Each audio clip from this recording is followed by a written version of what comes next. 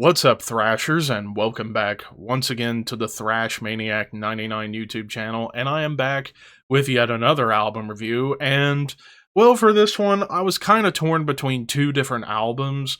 I wanted to do one over the other, but then I thought, I've already talked about the other band I was thinking about in a previous review, and I've never done a review for this band on the channel before, and I figured it's time for me to give them their due.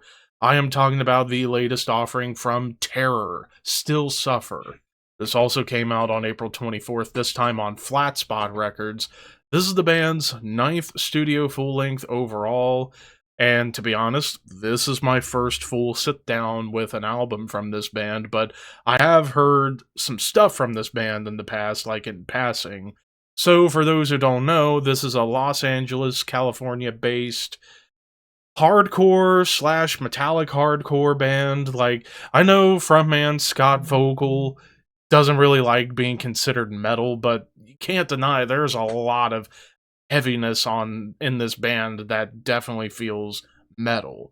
While, yes, it's definitely hardcore, but I would argue this is metallic hardcore that definitely leans more on the punky side, but it's still heavy as hell, it's still vicious, and yeah, this band has kind of been given a lot of respect in the hardcore and metallic hardcore scene, so I figured, you know what?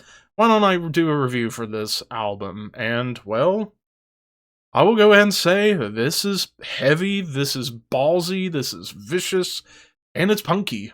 Damn sure is punky. Like, pretty much almost every single song, you're going to have an aspect of the classic hardcore punk sounds of, like, the 80s and so on and so forth.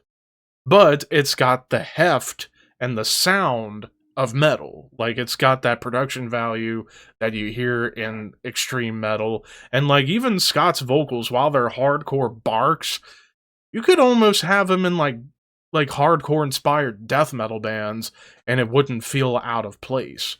Now, as far as, like, aspects that you'll get that are different from the punky side of the band, like, I would say the title track, like, there's more giant chugs and groove that definitely, in my opinion, feel very much like metallic hardcore. Like, they're just hefty, they're nasty, and then even killer breakdowns, which breakdowns don't really pop up that much, which was kind of a surprise. Like, they only pop up on 3 tracks: the title track, Fear the Panic, and the closer, Deconstructed. Those songs definitely have, like, true blue, heavy-ass breakdowns. Which, I'll be honest, I was somewhat disappointed that there weren't more breakdowns on here, because I know this band is, like, one of the best in terms of breakdowns, and I was curious to hear more, but I enjoyed what I got as far as the breakdowns go, and they were killer, they were heavy, they were chuggy, but as far as, like, other aspects that you'll get, there's a couple of tracks where it almost borders on grindcore, like Promised Only Lies, which, clever Metallica reference, and To Hurt the Most. Those two songs have, like, almost grindcore riffs and drums to it. But Promised Only Lies also brings in another aspect that shows up here and there on the album, that's thrash metal riffs. Like, there's some thrashy machine gun riffs that show up on Promised Only Lies, but it's on top of a groove. It's not on top of, like, a punky beat or a Slayer beat. But also on the track Beauty and the Losses, there's thrashy riffs on top of a mid-tempo rhythm, and then thrashy riffs on Deconstructed. But again, it's on top of more mid-tempo moments. But for the most part, this album chugs like no other album I've heard so far this month. Like, chugs all over the place on the title track, Destruction of My Soul, which, by the way, brings in some punky D beats, but the opening riff, I almost got reminded of Megadeth, like early Megadeth, like Killing Is My Business, Peace Sells, So Far So Good So What, like that, like the 80s Megadeth era. That's kind of what I heard in the riff on, or the opening riff of Destruction of My Soul.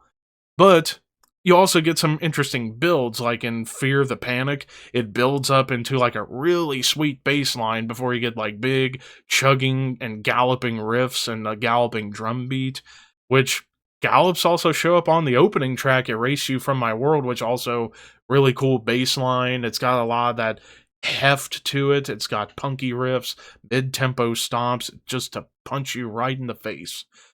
Death of Hope was maybe, in my opinion, one of the most punky songs on here. Like, it's mostly on the punk side. There's even a brief lead, which definitely was more of like a discharge lead. But there's even like nasty atonal riffs that go into the chug on that track, which I really enjoyed. And then even the track A Deeper Struggle, big guitar squeals, and then it enters into like more evil and sinister guitars on top of like almost a doomy groove before it shifts into mid tempo and then it gets back to the punkier side of the band. Um, so yeah, those are basically all the aspects that you get, excuse me, on this album. So as far as like being short, sweet to the point, just beating you to death with riffs just to punch you right in the either punch you in the face, punch you in your chest, punch you in the penis, it doesn't matter. It's just out to punch you. As far as any negatives go, it does feel a little bit one note at times, and then probably my biggest issue would be the beginning of Beauty and the Losses. It's kind of strange and it doesn't really fit. Like, you get piano with female vocals on top of like a big hip hop beat, and I just wasn't expecting that. And then on Deconstructed, which this was my biggest criticism of the album, it's an 8-minute track, but you really only get like over 2 minutes of like proper terror on here, and then the rest of the track, after like a brief moment of silence, it just goes into piano and rap beats, but you get all these like random phone calls. I just thought that was unneeded. Like, this is a little over 27 minutes, and I feel like if you trimmed out the beginning of Beauty and the Losses and like the last 5 minutes of Deconstructed, this could have been just a 20 some minute album, like 21 minutes. But aside from that, I enjoyed how heavy this was and just how bludgeoning it was, but how ferocious and punky it was. So I'm gonna give this one a 3.5 out of 5 as well. I think this was really, really solid.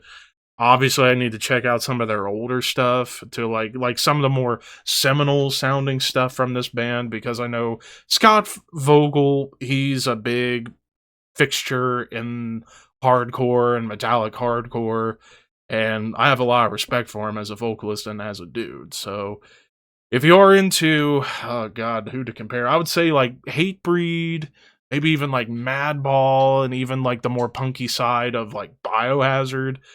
I'd say check this out. This is some pretty solid stuff. But of course, those are just my opinions. What did you guys think? Let me know in the comments below, and don't forget to like, comment, share, subscribe, all that fun stuff. But until next time, thank you for watching, keep your horns high, and your dreams wet.